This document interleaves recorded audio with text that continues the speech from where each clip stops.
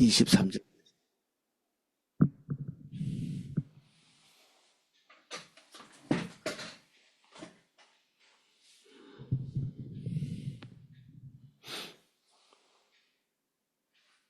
읽으면서 내용을 살펴보겠습니다. 12절입니다.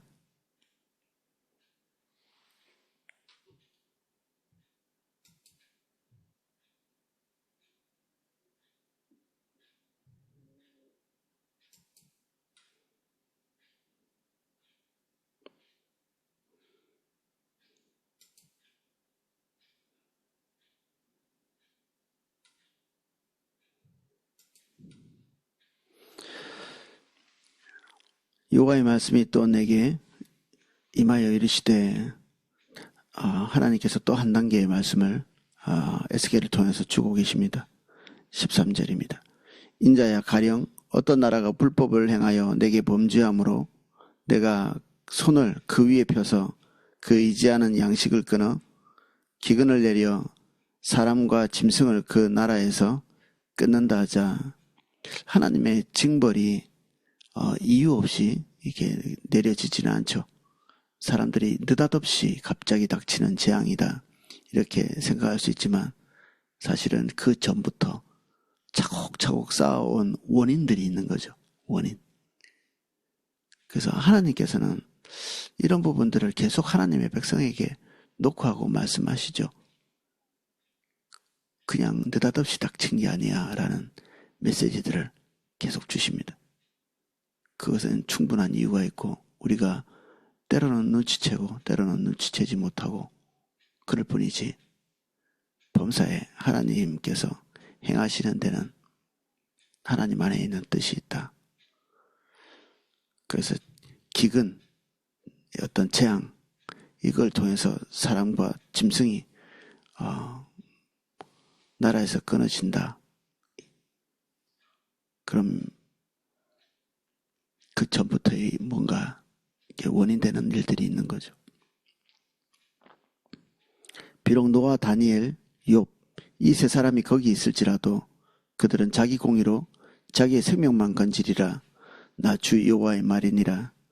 노아, 다니엘, 욥, 이 세 사람은 하나님 앞에서 신실하게 살아간 사람들, 또 이 사람 말고도 다른 사람이 많지만 특별히 노아는 개인의 극한 고통 속에 있었던 사람이고 그 안에서 하나님 앞에서 분투하면서 자기를 하나님 앞에 세우려고 노력했던 그런 사람이고, 다니엘과 욥, 이 사람들은 하나님께서 온 민족들을 중대하게 이렇게 붕괴시키고 개인에게도 중대한 문제가 생겼을 때 후퇴하지 아니하고 주님 앞에 자신을 세운 그런 존재들이죠. 노아도 마찬가지고. 노아, 다니엘, 욥, 공통점은 이제 극한 고통 속에 들어가 있었다. 개인이건 그리고 그가 속한 공동체건 이런 일들이 닥쳤을 때 주님 앞에서 자기를 세우기 위해 분투했던 그런 종류의 사람이라, 이들에게 닥쳤던 일들이 지금 이 시대에도 일어날 것에 대한 하나님의 예고죠. 예고. 험악한 일이 일어날 것이다. 근데 그 상황에서도 하나님 앞에서 이렇게 자기를 지키고 있는 사람들, 하나님 앞에 서려고 하는 사람들이 있을 터인데 그 사람들은 본인의 생명만 구원하게 될 것이다.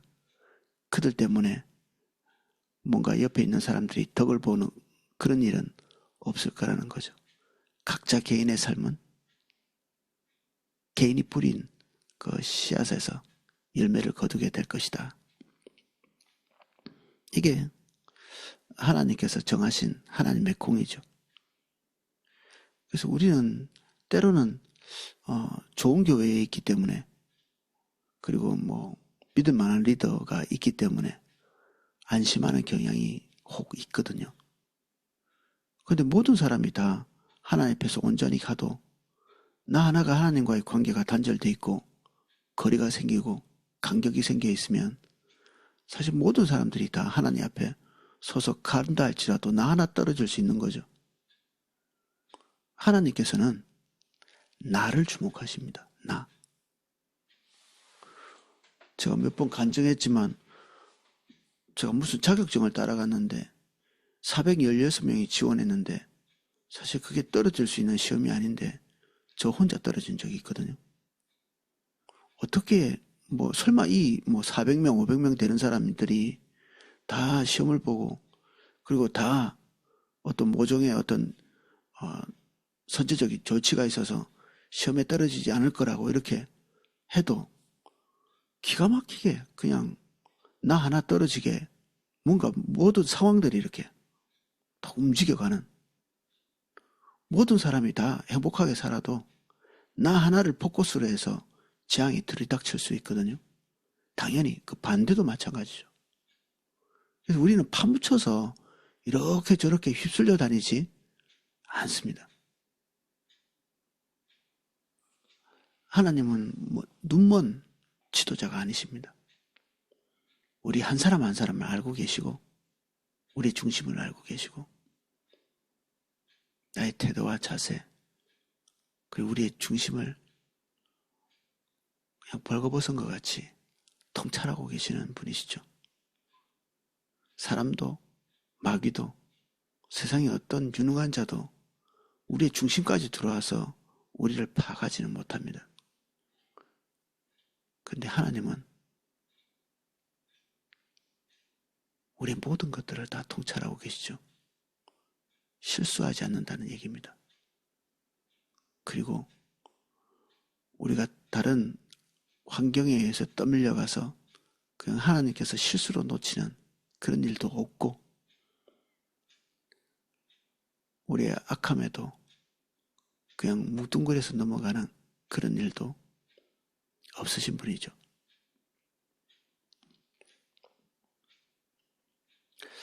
가령 내가 사나운 짐승을 그 땅에 다니게 하여 그 땅을 황폐하게 하여 사람이 그 짐승 때문에 능히 다니지 못하게 한다 하자 비록 이 세 사람이 거기에 있을지라도 나의 삶을 두고 맹세하노니 그들도 자녀는 건지지 못하고 자기만 건지겠고 그 땅은 황폐하리라 주 여호와의 말씀이니라.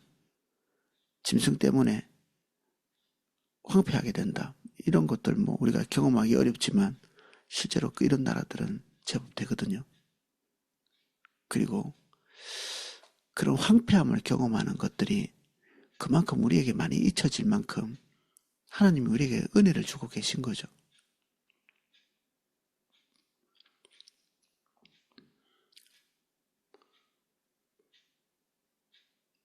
우리가 한 세대, 두 세대 만에 이런 재앙들을 생각하지 않을 만큼 하나님이 우리에게 은혜를 주고 계셨습니다. 가령 내가 칼이 그 땅에 임하게 하고 명령하기를 가라 그 땅에 돌아다니라 하고 내가 사람과 짐승을 거기서 끊는다 하자 비록 이 세 사람이 거기에 있을지라도 나의 삶을 두고 맹세하노니 그들도 자녀는 건지지 못하고 자기만 건지리라. 나 주 여호와의 말이니라. 하나님이 반복해서 계속 이 말씀을 하시는 것은 각자 하나님 앞에 서라는 얘기죠. 각자 묻어가거나 휩쓸려가지 못한다. 반드시 하나님이 우리 각 개인의 삶을 각 개인으로 다루시게 될 것이다. 그리고 하나님의 재앙이 그리고 하나님의 심판이 하나님께서 말씀하시는 대로 고스란히 이루어질 것에 대한 경고를 반복해서 하고 계십니다. 가령 내가 그 땅에 전염병을 내려 죽임으로 내 분노를 그 위에 쏟아 사람과 짐승을 거기서 끊는다 하자 비록 노아, 다니엘, 욥 거기서 있을지라도 나의 삶을 두고 맹세하노니 그들도 자녀는 건지지 못하고 자기 공의로 자기의 생명만 건지리라. 주 여호와의 말씀이니라.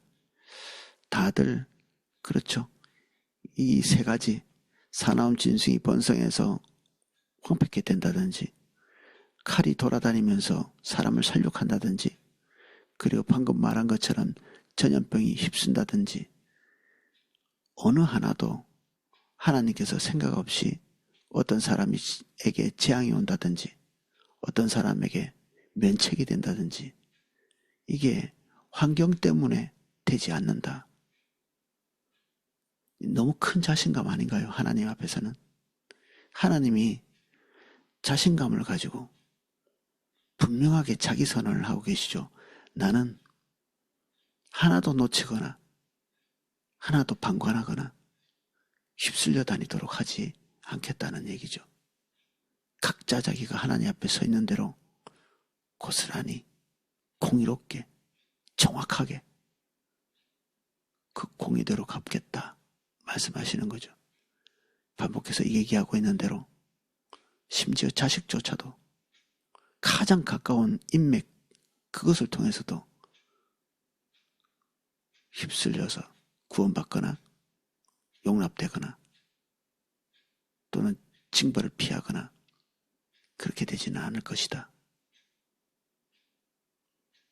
믿음은 각자고 하나님 앞에 서 있는 하나님과의 관계도 각자죠. 아내 때문에 구원받지도 않고 남편 때문에 구원받지도 않습니다. 자녀 때문에 구원받지도 않고요. 부모 때문에 구원받는 자녀도 없을 것이다. 하나님이 확언하고 계십니다. 주 여호와께서 이같이 이르시되 내가 나의 4가지 중한 벌 곧 칼과 기근과 사나운 짐승과 전염병을 예루살렘에 함께 내려 위에 하나하나 나열했던 징벌들이 예루살렘에 한꺼번에 쏟아지게 될 것이다. 사람과 짐승을 그 중에 끊으리니 그 해가 더욱 심하지 않겠느냐. 사실 하나만 해도 나라 망하는 거죠. 하나만 제대로 와도. 근데 말씀하신 이 모든 것들을 한꺼번에 그 예루살렘에다 쏟아붓겠다는 얘기입니다. 앞서서 우리 같이 봤지만 그들은 이미 앞에 끌려갔던 이 2차례의 포로들보다 자기들이 훨씬 더 좋은 사람 또는 좋은 존재, 하나님의 어떤 재앙을 피해서 살아남은 존재로 스스로를 인식했지만 하나님 앞에서 이 사태는 정반대였죠.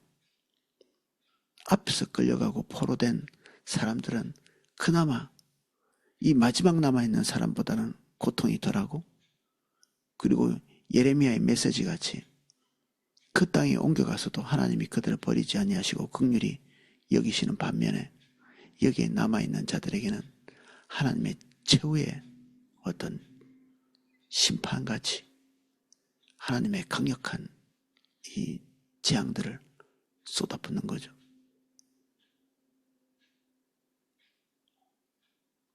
그래서 이게 항상 두려운 것입니다. 우리가 생각하는 우리가 진짜 우리일까 고민해야 되고 우리가 해석하는 우리의 처지가 진짜 올바른 이 해석일까 이 고민해야 되고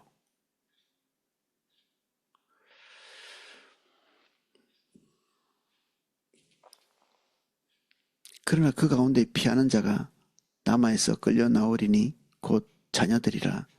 그들이 너희에게로 나오리니 너희가 그 행동과 소행을 보면 내가 예루살렘에 내린 재앙 곧 그 내린 모든 일에 대하여 너희가 위로를 받을 것이라.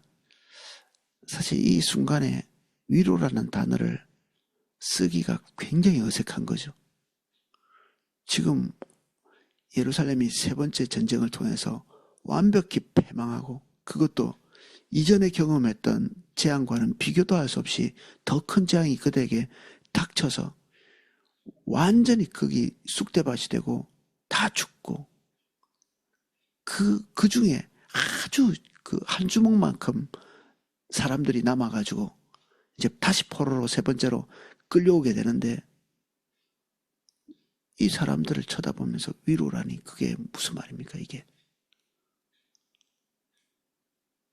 이 위로는 하나님의 재앙이 눈먼 재앙이 아니었다는 것을 아는 그 순간에 사람들의 마음 속에 납득이 되는 것입니다. 납득. 아, 이 재앙이 이유가 있는 것이었구나. 이유가 없는 재앙은 정말 대책이 없는 거죠. 근데 이 재앙은 이유가 있는 것이죠. 모든 사람들이 그 이유를 납득하게 되는 이 사람들 때문에, 이 사람들이 도대체 어떻기 때문에, 첫 번째는 그들이 예루살렘에 있었던 패역한 일들에 대해서 증거하게 될 것이고, 첫 번째. 두 번째는 23절처럼, 이것도 슬픈 일이죠. 23절. 너희가 그 행동과 소행을 볼 때 그들에 의해 위로받고 내가 예루살렘에서 행한 모든 일이 이유 없이 한 것이 아닌 줄을 알리라. 주 여호와의 말씀이니라. 그나마 그럭저럭 괜찮은 사람이 여기에 구원을 받아서 나름대로는, 앞에는 다 죽고 기근에 죽고 칼에 죽고 칼에 죽고 전염병에 죽고 이렇게 했는데, 그나마 이거 뭐 포로로 끌려왔으니까 좀 나은 사람이다 이렇게 생각해 볼 수 있는데, 여기 기록되어 있는 대로 보면 이게 먼저 끌려온 사람들이 이 사람들의 행동과 소행, 그들의 행위죠. 그들의 태도, 그것들을 보고 놀라는 거죠. 끌려온 사람들의 도덕성이나 그리고 그들이 가지고 있는 삶의 질과 이렇게 비교해서 볼 때 현저히 심판받아 마땅할 만큼 악한 존재로 비춰지는 거죠. 그들이. 야, 저렇게 나쁜 인간들이 다 있네. 저렇게 못된 생각과 태도와 자세가 아주 불량한, 저러니까 심판을 받았지. 이미 끌려온 사람도 하나님 앞에서 심판받아 있는 사람인데, 마지막으로 이렇게 끌려온 사람들의 그 면면을 이렇게 볼 때 그들이 하나님께서 예루살렘에 내린 재앙에 동의를 하는 거죠. 예루살렘은 지금 포로로 끌려온 사람들의 어떤 고향이잖아요. 다시 회복되기를 기대하고 바라는.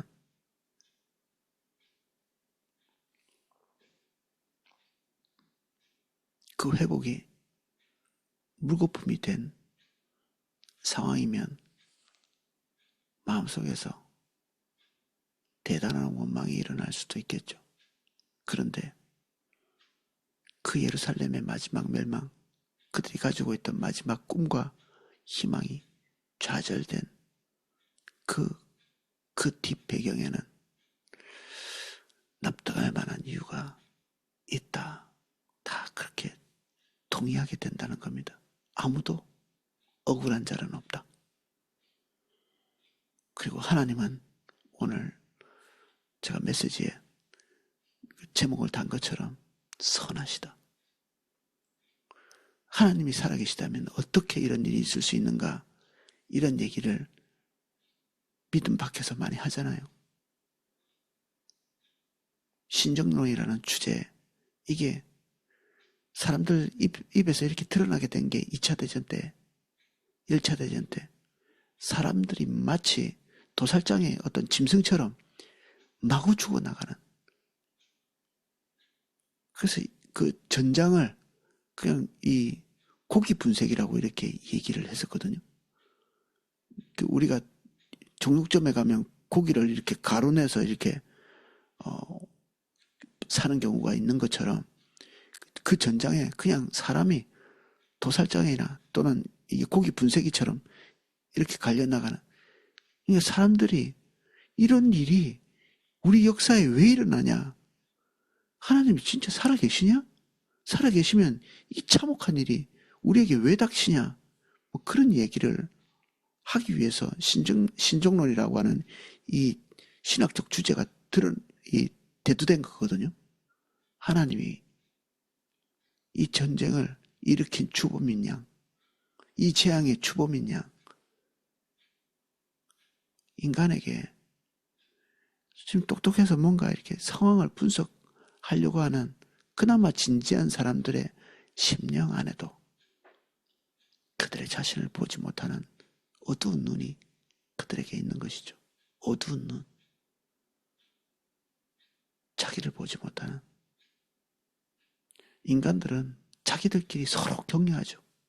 바리새인이 가지고 있었던 아주 사악함이 서로가 서로를 칭찬하고 서로를 부추기고, 아이고 귀하십니다. 어떻게 그렇게 잘 사십니까? 하나님께서 은혜 주시는 것 같습니다.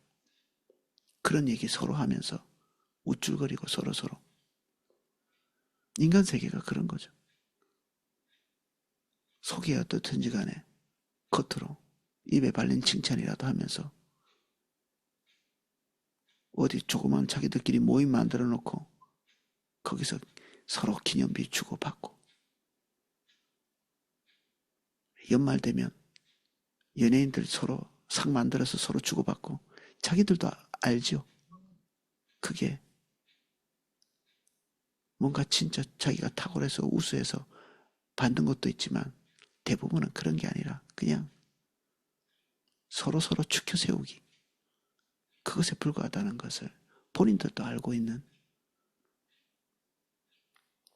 인간 세계에 서로가 추켜 세울 만한 일이 사실은 없는데 우리는 그게 좋은 겁니다. 탄식해야 될 시점에 서로를 격려하는.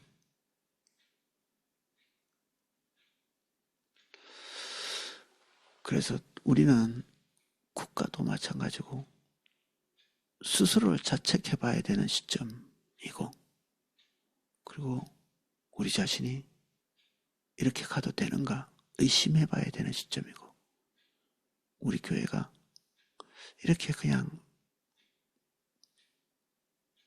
가도 되는 건가? 교회에 좋은 일들은 많이 있지만 나 개인은 그것과 무슨 상관이 있는 사람인가? 이 국가가 하나님이 지금까지 주신 은혜를 계속 누릴 만한 그런 자격이 있는 국가인가? 이런저런 고민을 하는 것이 우리를 안전하게 만드는 방법이죠. 하나님의 엄중함. 그런데 또 한편에서는 하나님께서 재앙을 내리기 전에 사람들 중심 안에다가 이 모든 재앙 이후에 하나님을 향해서 원망과 삿대질을 할 것에 대한 이 선제적 조치를 하고 계신 것 같이 보여집니다. 앞으로 이런 재앙을 내릴 텐데 너희들아, 내가 실수를 통해서 이렇게 하는 것이 아니야. 너희들이 재앙을 고스란히 받게 될 텐데 그걸 통해서 자기 자신을 쳐다보고, 그리고 모든 원인을 자기를 통해서 이렇게 원인을 분석해야 그 다음에 정화의 길을 걸을 수 있거든요. 정화. 새롭게 되는. 주변인, 환경, 주변 국가, 여기에서 원인을 찾으면 우리는 재앙 이후에도 아무것도 남지 않습니다. 하나님의 징벌 이후에도 아무것도 남지 않습니다. 그래서 징벌 이후에라도 우리가 정화를 경험하고 진명 은혜를 경험하려면 모든 문제가 우리에게 있었다, 나에게 있었다, 다른 국가 때문이 아니라, 환경 때문이 아니라, 부모 때문이 아니라, 교회 때문이 아니라 나 자신 때문이다. 하나님께서 말씀하고 계시는 것이 그거죠. 오늘은 여기까지 살펴보겠습니다. 기도하겠습니다.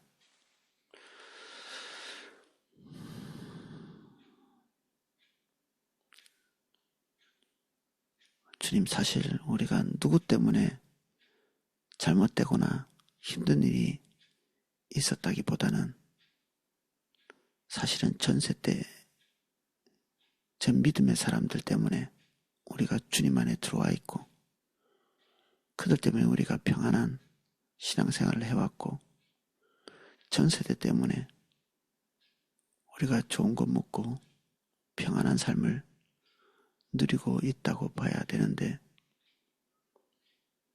우리의 의로움이 아니라 타인과 환경에 의한 복락을 누리면서도 우리는 좋지 않은 모든 일들이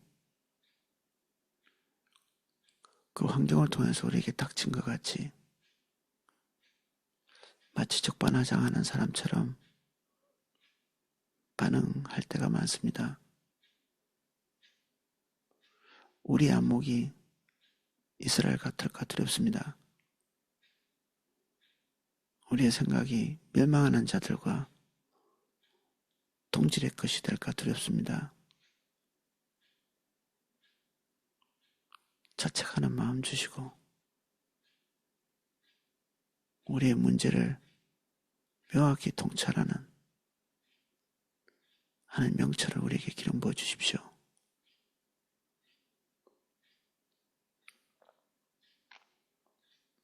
이것이 없이는 고통을 통과한 이후에도 우리에게 소망이 없습니다. 저에게 은혜가 필요합니다.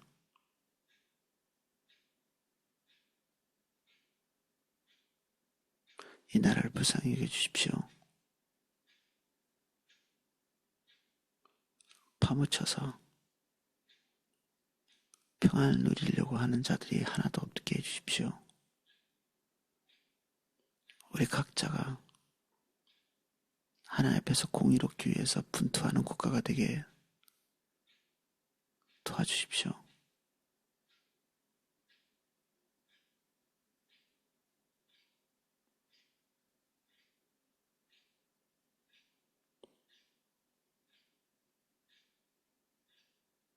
이 시간 저희를 만나 주십시오. 예수님 이름으로 기도합니다. 아멘.